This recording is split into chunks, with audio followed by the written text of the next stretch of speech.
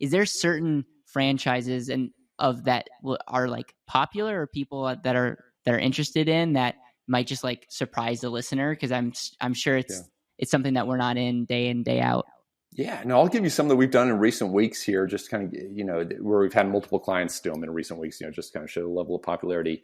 And I won't get into like the brand and everything, because sometimes there's state requirements or there's, not availability. I just don't want people going down a rabbit tangent hole. Reach out if you're interested. But, senior care, great model there. That's a better mousetrap for in-home senior care. People want to age in place, especially in the age of COVID. The founder has 40 years of experience in the industry, built a better mousetrap there. So we've had, 9 or 10 clients buy into that this year already.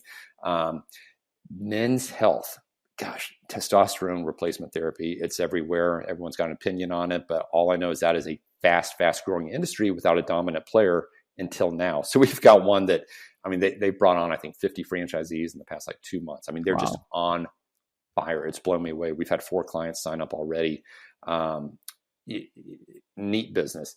In the kind of shifting gears to the property services arena, concrete paving and line striping, non-sexy, B2B, recurring revenue in a lot of cases.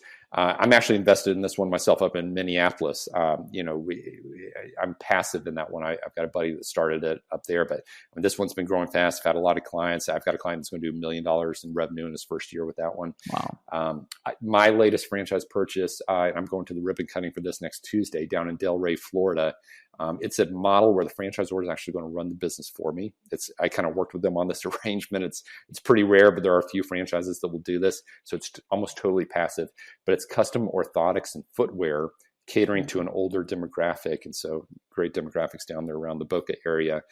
Really excited about that one. I keep looking at the daily sales every so often on my phone, which is kind of fun.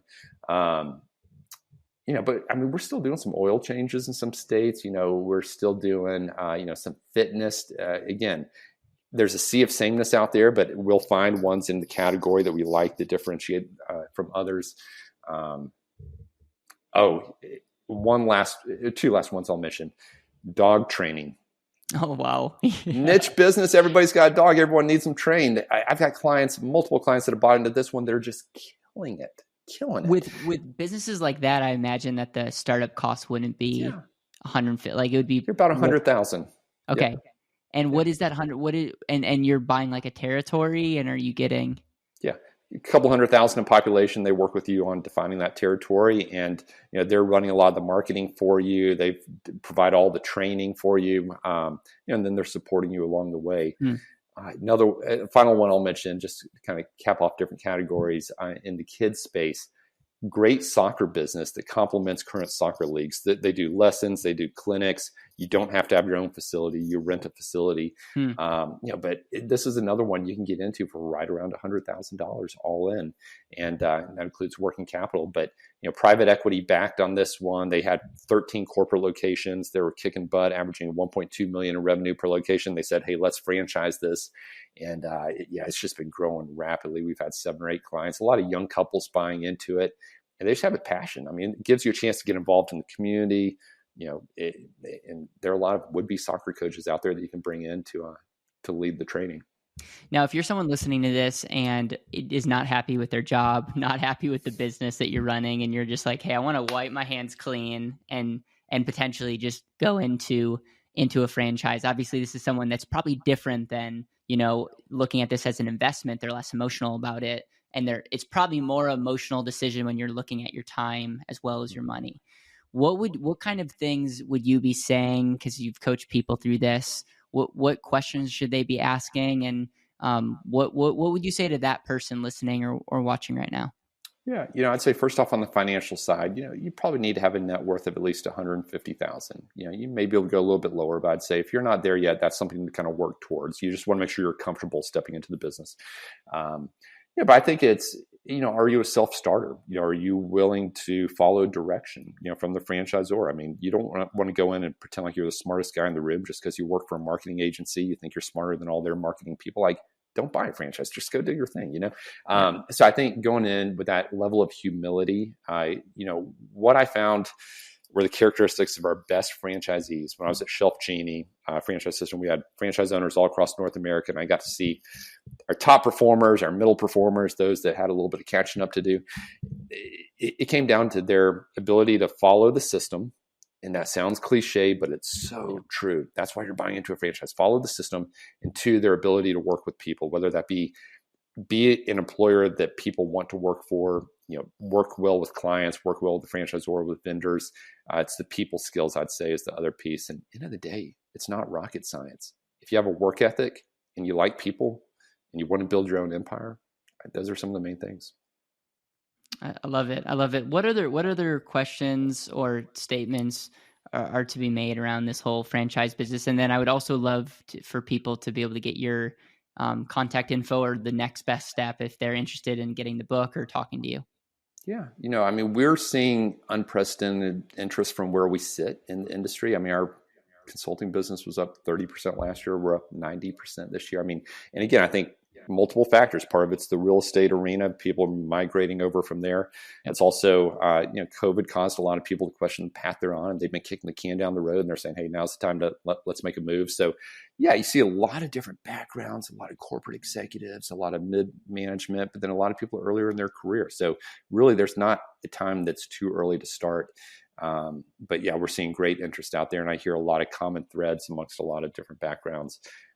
But yeah, if you want to take a next step, like I said, happy to share a copy of our book called Non-Food Franchising. Certainly, if you want to buy it on Amazon, all the proceeds go to Hope International. It's a great nonprofit that we support. But if you'd like a free copy, certainly come out to our website, share your email address. My assistant will reach out with downloadable links there. And I think that could be a really good first step. And then from there, if you're ready to have a conversation, would be happy to get on a call, with your listeners and just learn a little bit more about them and what they're looking to do. And if we can help in any way, more than happy to. I'm a better person because I bought the book on Amazon, so I'm giving to nonprofits, and so I love that you're doing that, man. Man, there's so many questions that I have. Like as you're talking, I'm just thinking through like. One of the biggest things that we teach is the greatest inflation hedge is value creation. And so if somebody wants to really if there's unknowns in the future, what I can tell you is regardless if it's cash or if Bitcoin or whatever the currency is, it's going to be flowing to value creation. And that's why I'm a big fan of having your portfolio, at least having some of that money being diversified from a standpoint of that. And I'm a fan of business. I know that not everyone has like the true entrepreneurial itch, but I'm just a fan of thinking and investing in businesses. And I think franchise definitely creates a lot less risk. And you have a track record. And so, Jon, I appreciate you. I look forward to getting to know you better. And my mind's going on a couple things that I'm excited about because I'm just thinking about my own situation and as you've been talking about like buying in or investing in, my mind goes like, I wonder if there's a fund or if there's a group of people that can come together and invest in franchises. And you're probably, there's probably people like that. I don't know if there's any, is there any laws around that? Like, obviously this isn't a security. So is there any areas that you got to be careful when you're looking at like investing in a franchise? No, certainly we want a franchise attorney to review the agreement with you and everything, get you properly set up from a LLC, let's say, standpoint. But no, as far as groups, we have a lot of guys that will partner together. We just did one last week. It's 4 different partners from across the U.S. that came together. And then one of them is going to be the one running it. So I invested in that one in Minneapolis I mentioned, and that's one where we've got like 10 investors, I think. We took over all of Minneapolis and St. Paul. We're going to own the market. But so no, it's not uncommon. I think you're starting to see more of that. Of course, like anything, it comes down to people. Invest in people. If you like the people that are behind the fund, great. I only invest in funds where I know the founder and I like the people behind it. But